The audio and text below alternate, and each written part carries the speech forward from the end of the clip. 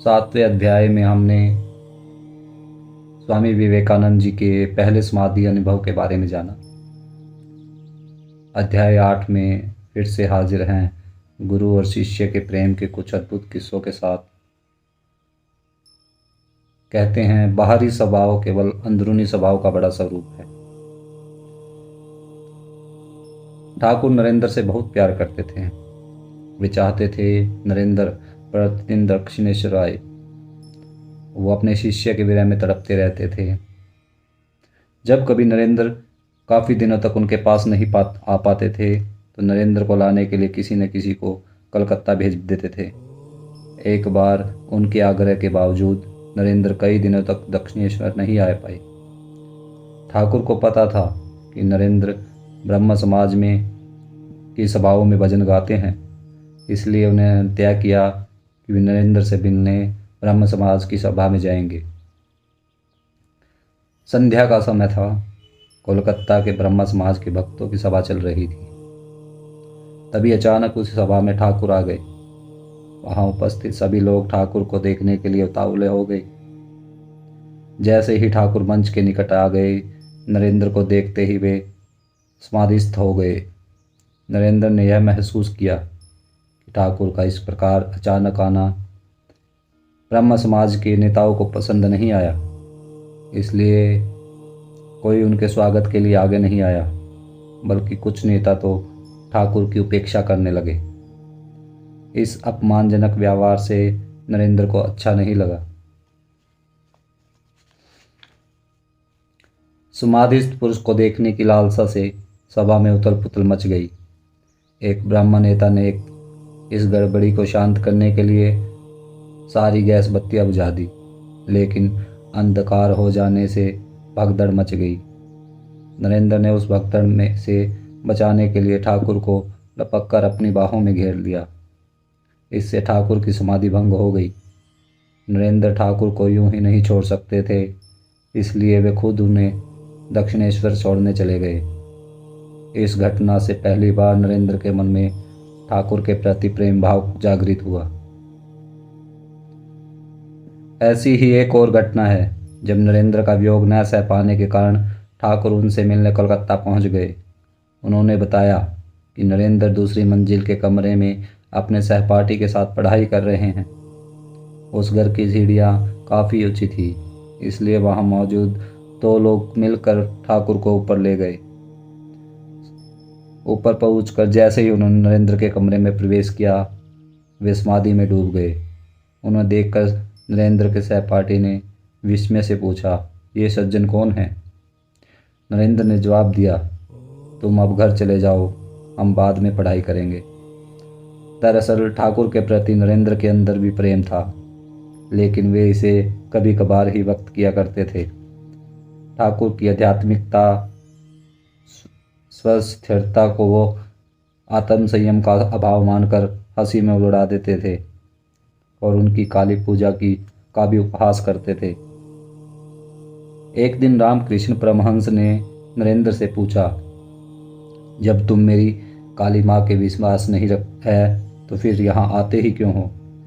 नरेंद्र ने जवाब दिया, मैं काली माता के लिए नहीं बल्कि आपके लिए आता हूँ। मुझे आपसे ज्ञान की बातें सुनना अच्छा लगता है। ठाकुर व नरेंद्र इसी प्रकार का वाद विवाद बार बार किया करते थे। इस बार अधिकतर नरेंद्र बहुत आवेश में आ गए थे, लेकिन ठाकुर उनकी इस बात पर सिर हिलाकर असहमति जता रहे थे।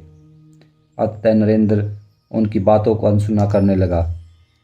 वह इस तरह बैठा रहा जैसे ठाकुर का हर शब्द उसे अखर रहा हो। उसके बावजूद ठाकुर उन्हें धीरे धीरे प्रेम से समझाते रहते थे। इससे पता चलता है कि दोनों गुरु शिष्यों के बीच अनोखे प्रेम का अटल बंधन था। कई बार दोनों की लड़ाई या झगड़े में मजाकिया माहौल बन जाती थी। एक दिन नरेंद्र ने अपना तानपुरा सेट करते हुए कहा, क्या आप जानते हैं, तानपुरे को सेट करने में बहुत समय देना पड़ता है।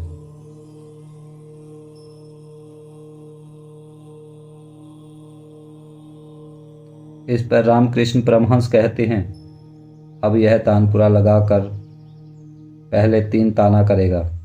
कोई दूसरा शिष्य कहता है, आज तानपुरा सेट करने तो कल गर्जन गाना पड़ेगा। फिर रामकृष्ण परमहंस कहते हैं, इस तानपुरे को तोड़ डालना चाहिए। इस प्रकार की सभी कभी कभी नरेंद्र का मजाक भी उड़ाते थे। फिर नरेंद्र कहता, ऐसी बातें वो लोग करते हैं जिन्हें संगीत का ज्ञान नहीं है। तब रामकृष्ण परमहंस कहते, देखो कैसे एक ही वाक्य में सबको पछाड़ दिया। इस तरह की चर्चा में उनका आपसी प्रेम झलकता था। नरेंद्र के सामने रामकृष्ण परमहंस ने कभी जाहिर नहीं किया कि वे उनके गुरु हैं। नरेंद्र ब्रह्म समाज से नाता तोड़ दें, ऐसा कोई भी आदेश उन्होंने नहीं दिया। नरेंद्र अपने जीवन में जिस तरीके से आगे बढ़ रहे थे, उसके लिए रामकृष्ण परमहंस ने उनका पूरा समय और साथ दिया। ऐसी कोई जल्दबाजी नहीं की कि नरेंद्र को हर चीज़ तुरंत सीख जाए। गुरु प्रेम ज्ञान प्रेम होता है। ज्ञान प्रेम में मस्तिष्क, बुद्धि और विवेक को युक्ति, शक्ति, भक्ति तथा मुक्ति मिलती है। गुरु का प्रेम मिलने के बाद शिष्य हर चीज़ को नए ढंग से पाता है और कहता है, अब मुझे समस्या का समाधान नहीं चाहिए, बल्कि नया दृष्टिकोण चाहिए, क्योंकि ज्ञान की दृष्टि द्वारा देखने पर सारे समाधान एक ही हो जाते हैं और सारी समस्याएं सुलझ जाती हैं। इस तरह गुरु युक्ति से शुरुआत करते हैं और फिर शरीर में शक्ति का संचार होता है। उसके बाद कार्य पर अमल होता है और अंत में सच्ची भक्ति जग जाती है। उस भक्ति में शरीर के सारे पैटर्न्स, गलत संस्कार विलीन हो जाते हैं। गुरु प्रेम के साथ आपको हर रोज़ कुछ नया सीखने को मिलता है। दिन के अंत में अगर आपको यह विचार आता है कि आज मैंने नया क्या सीखा, तो आप से कहें कि आज तुमने कुछ नहीं सीखा, यानी आज का दिन किसी काम का नहीं था, बेकार गया। ज्ञान प्रेम कहता है, हर दिन सीखो, हर गलती से सीखो, नई गलती के साथ नई बातें सीखो। अगर आपने कुछ भी नहीं सीखा तो उसका अर्थ है आप अनुशासित नहीं हैं। आत्म अनुशासित सिर्फ वही शिष्य होता है जो हर दिन कुछ सीख रहा होता है, संकल्प ले रहा होता है और अपने शरीर का मालिक बन रहा होता है। वह शरीर को प्रेम देकर उसे अपना मित्र बनाता है और उससे अभिव्यक्ति में सहायता लेता है।